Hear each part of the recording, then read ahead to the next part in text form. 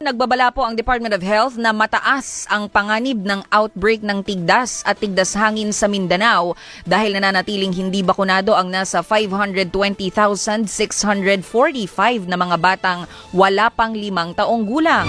Matatandaang inilunsad ng DOH kasama ng mga lokal na pamahalaan ang Ligtas Tigdas Vaccination nitong Pebrero na layong mabigyan ng proteksyon sa tigdas at tigdas hangin ang nasa 2.8 milyon na mga bata sa Mindanao at BARM sa pamamagitan ng pagbabakuna.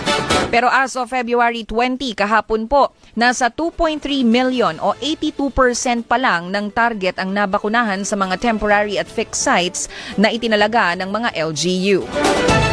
Ani ng mga eksperto, kailangang maabot ang 95% na target sa buong Mindanao kasama na ang BARM para makamit ang herd immunity o mawala ang panganib ng outbreak ng tigdas at tigdas hangin. Sa kabila nito, pinakamarami naman ang nabakunahang bata sa BARM na umabot sa mahigit 500,000 bata o 90% ng kanilang target. Nagpapasalamat naman ang kagawaran sa dedikasyon ng mga health worker na naghatid ng serbisyo sa mga komunidad para maproteksyonan ang mga bata laban sa nakahahawa at nakamamatay na tigdas. Paalala naman ng DOH na magpapatuloy po ang routine immunization sa mga health center. Nanawagan rin ang Imam Council of the Philippines sa mga kapwa Muslim na pabakunahan na po ang mga anak kontra tigdas sa tigdas hangin dahil ito ay paraan ng pagpreserba ng kalusugan at buhay.